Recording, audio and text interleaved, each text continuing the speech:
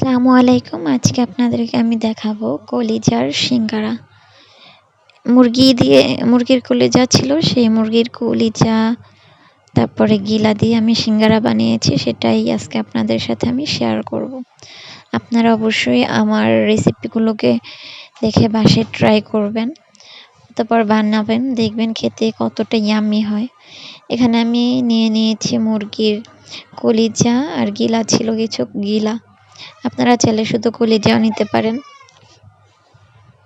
আর এখানে আমি একটি আলু কেটে নিয়েছি ছোট সাইজের। আলুগুলোকে আমি ছোট ছোট টুকরো করে কেটে নিয়েছি। এটা অপশনাল, আপনারা চাইলে দিতেও পারেন, নাও দিতে পারেন। আলুটা দিলে যেটা হয় যে কলিজাটার যে গন্ধটা সেটা লাগে না, খেতে বেশি ভাল লাগে। এবার আমি একটি কড়াইতে দিয়ে দিয়েছি কিছু পেঁয়াজ, কাঁচামরিচ, একটা লাল কাঁচামরিচ, একটি সবুজ কাঁচামরিচ দিয়ে দিয়েছি। ভালো করে পেঁয়াজটাকে আমি লাল লাল করে ভেজে নিয়ে তার ভিতরে দিয়ে দিয়েছি আদা রসুন বাটা। এবার এটাকে ভালো করে আমি একটু নেড়েচেড়ে কষিয়ে নিচ্ছি। কষানো হয়ে গেলে আমি এর ভিতরে দিয়ে দিচ্ছি পরিমাণ মতো হলুদের গুঁড়ো, মরিচের গুঁড়ো দিয়ে আমি আবার নেড়েচেড়ে নেব। ভালো করে নেড়েচেড়ে নেব। এখানে আপনারা অবশ্যই ভালো করে মশলাটা কষিয়ে নেবেন, নয়তো যে কলিজাটা আপনারা রান্না করবেন সেটা থেকে একটি আদা রসুনের গন্ধ আসবে। তাই ভালোভাবে মশলাটা কষিয়ে নেবেন। আমি এখানে দিয়ে দিয়েছি পরিমাণ মতো লবণ। এবার আমি এখানে সামান্য পরিমাণে পানি দিয়ে দিব, যাতে মশলার দুর্গন্ধটা দূর হয়ে যায়। এবার আমি এটাকে একটু নেড়েচেড়ে নিচ্ছি, নেড়েচেড়ে রেখে দেবো 5 মিনিটের জন্য। এর ভিতরে আমার মশলাটা কষানো হয়ে যাবে। আপনারা যদি আমার ফেসবুক পেজ থেকে দেখে থাকেন তাহলে অবশ্যই আমার ফেসবুক পেজে ফলো দিয়ে রাখবেন, আর যদি ইউটিউব চ্যানেল থেকে দেখে থাকেন তাহলে আমার ইউটিউব চ্যানেলকে সাবস্ক্রাইব করে দিবেন।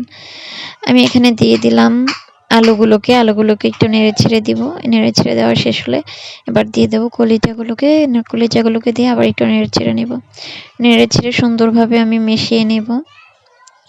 প্রথমে আপনারা পানির ভিতরে দিয়ে দিবেন না, কারণ কলিজা আর আলু থেকে একটু পানি বের হবে, সেটাকে আপনারা নেড়েচেড়ে শুকিয়ে নেবেন, তারপরে দিয়ে দিবেন এটার ভিতরে পানি। আপনারা এখানে যদি চান তাহলে গরম পানি করে তারপরে কলিজাটার ভিতরে দিতে পারেন সিদ্ধ হওয়ার জন্য। আমার মতে গরম পানিটা দেওয়াই ভালো। আমি এখানে গরম পানি দিয়েছিলাম। এবার আমি এটাকে রেখে দেব 10 মিনিটের জন্য। 10 মিনিট পরে আবার আমি নেড়েচেড়ে দেখব। দেখুন আমার রান্না করা শেষ হয়ে গিয়েছে, পুরো শুকনো শুকনো করে ফেলেছি আমি। এবার আমি কলিজাটাকে একটি বাটিতে উঠিয়ে নিয়েছি।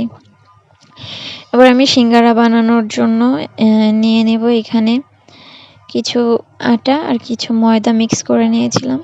আমি 1 কাপ আটা, 1.5 কাপ আটা আর 1.5 কাপ ময়দা নিয়েছিলাম। আপনারা চাইলে শুধু ময়দা দিয়েও করতে পারেন অথবা শুধু আটা দিয়েও করতে পারেন।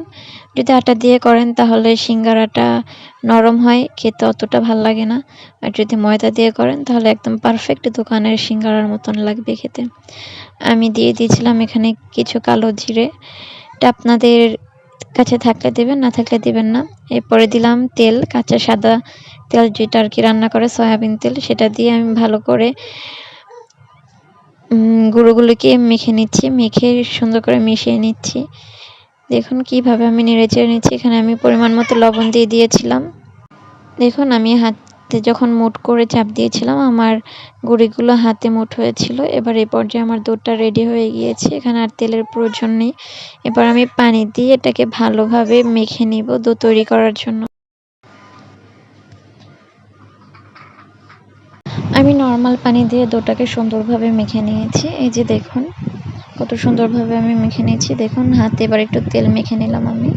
মেখে আবার এটাকে একটু সুন্দর করে 10 মিনিটের জন্য রেখে দেবো রেস্টে। 10 মিনিটের পরে আমি আবার এটাকে বেলে নেব।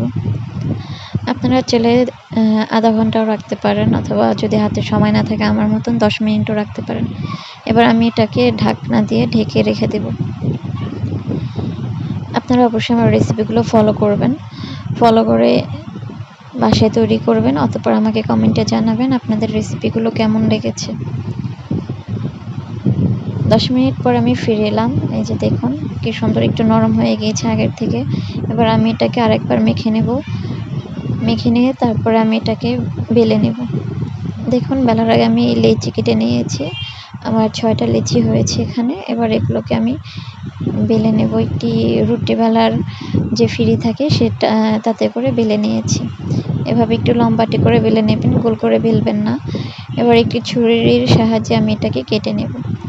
আপনাদের কাছে ছুরি যদি না থাকে তাহলে চামচ দিয়েও কেটে নিতে পারেন। দেখুন, যে অংশটা আমি কেটে নিয়েছিলাম সেই অংশটাকে আমি ভাঁজ দিয়ে নিয়েছি, আর যে অংশটা গোল ছিল সেটা আমার হাতের কাছেই ছিল। এই যে দেখুন, একটু খেয়াল করলেই বুঝতে পারবেন। এবার আমি হাতের আঙ্গুলের কাছে নিয়ে নিয়েছি গিয়ে সে অংশটাকে, আর আমি কলিজাগুলোকে দিয়ে দিয়ে এভাবে চাপ দিলাম, আর আমার সিঙ্গারাটা হয়ে গিয়েছে। এই যে দেখুন, একদম পারফেক্টভাবে হয়ে গিয়েছে। আপনারা চাইলে একটুখানি এখানে পুরটা কম করেও দিতে পারেন। এই যে দেখুন, আমি অফ ক্যামেরায় বাকি সবগুলো সিঙ্গারা বানিয়ে নিয়েছি। এবার আমি এগুলোকে তেলে ভেজে নেব। দেখুন কত সুন্দর হয়েছে, একদম দোকানের সিঙ্গারার মতন শেপ দেওয়া হয়ে গিয়েছে। আপনারা একটু ট্রাই করলেই তাহলেই পেরে যাবেন।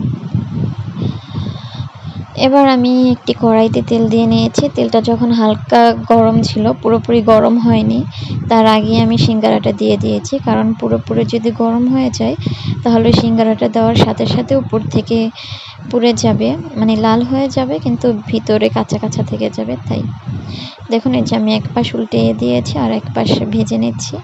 দেখুন, আমার দুই পাশই ভাজা শেষ, অর্থাৎ দুই পাশ লাল হয়ে গিয়েছে, ব্রাউন কালার হয়ে এসেছে। এবার আমি এগুলোকে তুলে নেব। আপনারা যদি চান তাহলে আরেকটু গাঢ় কালার করলে করে নিতে পারেন, কিন্তু আমার এটা পারফেক্ট হয়ে গিয়েছে। ক্যামেরায় বোঝা যাচ্ছে কিনা আমি বুঝতেছি না, কিন্তু এটা হয়ে গিয়েছে। এবার আমি এগুলোকে নামিয়ে নেব। এই যে দেখুন, আমার সবগুলো সিঙ্গারা তৈরি হয়ে গিয়েছে। খেতে হয়েছিল খুবই অসাধারণ। আপনারা অবশ্যই ট্রাই করবেন বাসায়। সবাই খুবই মজা করে খেয়েছে। দেখুন দেখতে কতটা ইয়াম্মি হয়েছে, মাশাআল্লাহ।